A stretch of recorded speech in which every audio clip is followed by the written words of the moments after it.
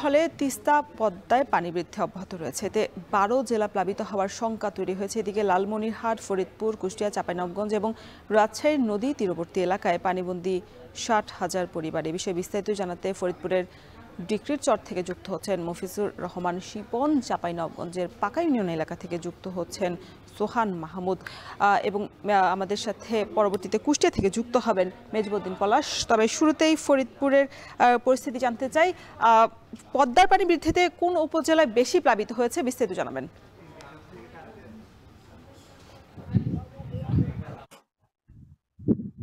আপনি জানেন যে উজানের থেকে নেমে আসা পানিতেই মূলত ফরিদপুর অঞ্চলের নদ নদী পানি বৃদ্ধি পেয়েছে এবং গত এক সপ্তাহ যাবত কিন্তু এই বৃদ্ধি কন্টিনিউ রয়েছে।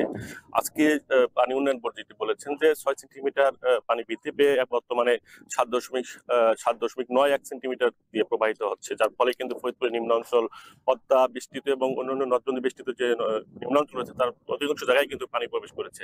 আমি কথা বলেছিলাম ফরিদপুরের জেলা প্রশাসনের সঙ্গে, তাদের মাধ্যমে পানি উন্নয়ন বোর্ডের মাধ্যমে একই রকম সূত্র বলছে যে ফরিদপুরের সদরপুর উপজেলা 2টি ইউনিয়ন, চরভদ্রসী ইউনিয়নের 3টি ইউনিয়ন এবং বাকি এগুলো হচ্ছে সদরপুর উপজেলার ইউনিয়নগুলো মূলত পদ্মা বেষ্টিত যেগুলো সেই স্থানগুলোতে মূলত পানি বেশি গিয়েছে এবং সেইখানে মানুষের চলাচলের সমস্যা তৈরি হয়েছে। বিশেষ করে স্কুলে যাওয়া ছেলেমেয়েরা স্কুলে যেতে সমস্যা হচ্ছে, এখন নৌকার উপর নির্ভর করতে হয়েছে। আপনি জানেন যে চরাঞ্চলের মানুষের কিন্তু যাতায়াতের প্রধান মাধ্যমই কিন্তু মোটরসাইকেল, ঘোড়ার গাড়ি এ জাতীয় যানবাহন, কিন্তু সেটি কিন্তু এখন চলাচলের অবস্থা নেই, কারণ হচ্ছে পানি উঠে গেছে চরের বিভিন্ন জায়গায়, যে কারণে এখন সবাই কিন্তু নৌকা বা ডিকি নৌকা এই টাইপের কিছু দিয়েই কিন্তু তারা নদী পারাপার করা হচ্ছে। বিশেষ করে চরাঞ্চলে যে প্রসূতি রোগী বা অন্যান্য জরুরি রোগীগুলো থাকে তাদের কিন্তু শহরে আনতে একটু বেগ পেতে হচ্ছে, কারণ হচ্ছে যে বিভিন্ন সময় বৃষ্টিপাত, ঝড়ো বৃষ্টিপাত হচ্ছে, যে কারণে নদী পার হতেও তাদের কিন্তু সমস্যা হয়। এই সময় কিন্তু এই এমন অবস্থা রয়েছে। অন্যদিকে যদি বলি পানি বৃদ্ধির ফলে নদীর ভাঙনের কথা, সেক্ষেত্রে বলতে হবে ফরিদপুরের পদ্মা, আড়িয়ালখা এবং মধুমতিতে ব্যাপক হারে ভাঙন দেখা দিয়েছে। বিশেষ করে ফরিদপুর সদর উপজেলার ডিক্রির চর এবং নর্থ লেনের পদ্মা নদীর ভিতর অংশে যেটি রয়েছে মানুষের বসবাস, সেখানে কিন্তু প্রচুর ভাঙছে এবং ডিক্রির চর ইউনিয়নের আশ্রয় প্রকল্প, সরকারি যে আশ্রয় প্রকল্প রয়েছে, মানুষ যেখানে বসবাস করে সরকারি বাড়ির আশ্রয় গৃহে রয়েছে, তারা কিন্তু ঝুঁকির মধ্যে রয়েছে। এ প্রসঙ্গে কথা বলেছিলাম ফরিদপুরের সদর উপজেলার নির্বাহী অফিসারের সঙ্গে। তিনি বলেছেন যে আমরা এই বিষয়টি জেলা প্রশাসনের নির্দেশ মোতাবেক আমরা সরকারি কমিশনার ভূমি এবং উপজেলার থেকে কর্মকর্তাকে পাঠিয়েছিলাম সরজমিন পরিদর্শন, তারা এসে আমাদের কাছে দিয়েছে। আসলে খুব দ্রুতই কিন্তু ওই আশ্রয় প্রকল্প ভাঙার একটা সম্ভাবনা রয়েছে, যেমনটি কথা তিনি বলেছেন, এবং ওইখানে যারা বসতি রয়েছে তাদেরকে কিন্তু অন্যত্র পুনর্বাসনের জন্য জেলা প্রশাসন নির্দেশ দিয়েছে, সেই মোতাবেক কিন্তু কাজ শুরু হয়েছে। আমি জানতে চেয়েছিলাম যে সেখানে যে ঘরগুলো রয়েছে এই ঘরগুলো ব্যাপারে আপনাদের কি পদক্ষেপ? সেক্ষেত্রে তারা বলেছেন যে আমরা 2-1 দিনের মধ্যে সিদ্ধান্ত নেব যে এই ঘরগুলো আমরা কি করতে পারি, ভেঙে রক্ষা করা যায় কিনা বা নিয়ে অন্যত্র নেওয়া যায় কিনা, সেই পদক্ষেপ। তো এ ছিল ফরিদপুরের পানি বৃদ্ধির সর্বশেষ খবরাখবর। এবার চাঁপাইনবাবগঞ্জের পরিস্থিতি জানতে চাই। সোহান মাহমুদ, আপনি জানাবেন যে নদী তীরবর্তী যেসব মানুষ আছে তাদেরকে কি নিরাপদ স্থানে সরিয়ে নেওয়া হয়েছে কিনা, আর চাঁপাইনবাবগঞ্জের সার্বিক বন্যা পরিস্থিতি জানাবেন।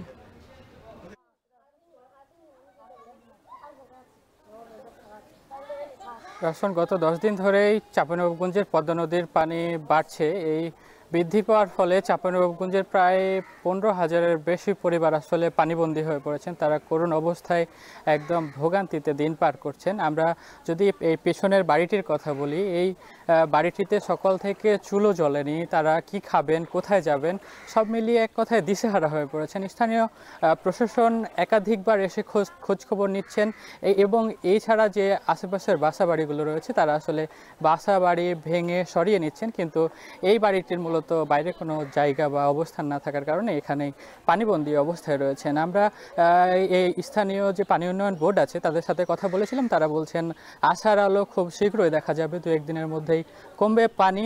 চাঁপাইনবাবগঞ্জের পদ্মা নদীতে ইতিমধ্যেই 32 সেন্টিমিটার পানি বিপদসীমার নিচ দিয়ে প্রবাহিত হচ্ছে। এখানকার আপনাকে জানিয়ে রেখে রয়েছেন 45টি প্রায় শিক্ষা প্রতিষ্ঠানে শিক্ষা কার্যক্রম ব্যাহত হচ্ছে, কারণ শিক্ষা প্রতিষ্ঠানের কক্ষে ইতিমধ্যে পানি প্রবেশ করেছে। এখানকার বাসিন্দারা বলছেন যে আরও যদি এভাবে পানি বৃদ্ধি পেতে থাকে তাহলে তারা নিরাশ হয়ে যাবেন, কোথায় যাবেন আসলে জায়গা খুঁজে পাবেন না। আমরা যে জায়গাটিতে অবস্থান করছি এখানে প্রায় 5,000 মানুষের বসবাস। এই 5,000 মানুষের মধ্যে 3,000-এর বেশি ইতিমধ্যে পানিবন্দী হয়ে পড়েছেন। তাদের বাকি বা অন্য কোথাও জায়গা না থাকার কারণে পানিবন্দী হয়ে তাদের বসবাস করতে হচ্ছে। দুপুরের যে খাবার তারা রান্না করতে পারছেন না, তারা বিভিন্ন বাগান, আমবাগান এবং বিভিন্ন জায়গায় গিয়ে অন্য চুলায় রান্না করছেন বলে আমাদেরকে জানিয়েছেন। এখানকার যারা বাসিন্দারা রয়েছেন তারা আসলে শহর বাজারে যাদের আত্মীয় আছে তারা আত্মীয়র বাড়িতে অবস্থান নিয়েছেন এবং শহর কিংবা রাজশাহীতে অবস্থান নিয়েছেন। রসন, চাঁপাইনবাবগঞ্জের পদ্মা নদী নিয়ে ছিল আমার কাছে সর্বশেষ পরিস্থিতি। এবার আমরা কুষ্টিয়ার খবর জানতে চাই। আমাদের সাথে যুক্ত হচ্ছেন মেজবাউদ্দিন পলাশ। পলাশ, জানাবেন যে কুষ্টিয়ায় কতটি উপজেলায় বন্যা পরিস্থিতি তৈরি হয়েছে?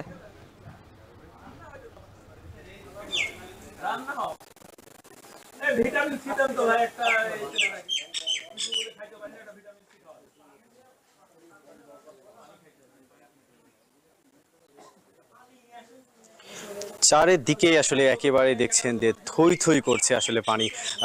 যে এই যে এরকম একটি চিত্র কিন্তু গেল এক সপ্তাহ ধরে কিন্তু এই এলাকায় এমন যে পানিবন্দী যে অবস্থা, সেই অবস্থা কিন্তু রয়েছে।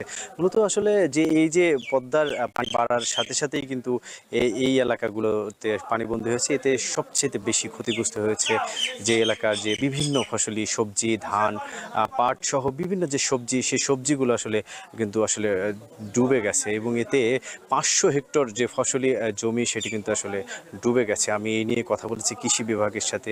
তারা এই নিয়ে কিন্তু তারা কিন্তু এই এলাকায় পরিদর্শনও করেছেন এবং তারা বলছেন যে 500 হেক্টর যে ফসলি জমি সেখানে ডুবে গেছে। এছাড়া যে এই এলাকাগুলোতে কিন্তু যে এই পানি বৃদ্ধি হওয়ার কারণে কিন্তু যে এই এলাকায় যারা বসবাস করেন তাদের কিন্তু এক বাড়ি থেকে আরেক বাড়িতে কিন্তু যাওয়ার কোনো উপায় নেই এবং তারা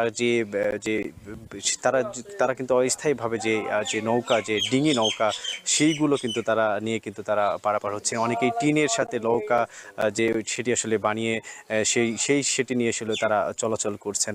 এরকম চিত্র আসলে বলে রাখি। এবং শুধুমাত্র যে আমি এই নিয়ে কথা বলেছি কুষ্টিয়ার যে দৌলতপুর উপজেলা নির্বাহী কর্মকর্তার সাথে, যে তিনি বলছেন যে এই যে অবস্থা, এই অবস্থার পরে কিন্তু তিনি এলাকায় পরিদর্শন করেছেন। তবে 2-1 দিনের মধ্যে যে ত্রাণের যে বিষয়টি, এই এলাকার যারা মানুষ রয়েছেন তার ত্রাণ আসলে তাদের কাছে পৌঁছে যাবে বলে আসলে তিনি জানিয়েছেন। এছাড়া একটু বলে রাখি যে এখানে সবচেয়ে বেশি বিপাকে পড়েছেন গবাদি পশু এবং যে শিশু কিশোররা। তারা কিন্তু যে বাড়ি থেকে বের হতে পারছেন না এবং যে এরপর কিন্তু আমরা দেখেছি যে এখানে যে 13টি প্রাথমিক বিদ্যালয় সহ বিভিন্ন যে শিক্ষা প্রতিষ্ঠান সেগুলো কিন্তু এরই মধ্যে বন্ধ ঘোষণা করা হয়েছে এবং গবাদি পশুর যে আপনার যে বিভিন্ন যে খাদ্য, সেই খাদ্য কিন্তু এখন ঘাটতি রয়েছে।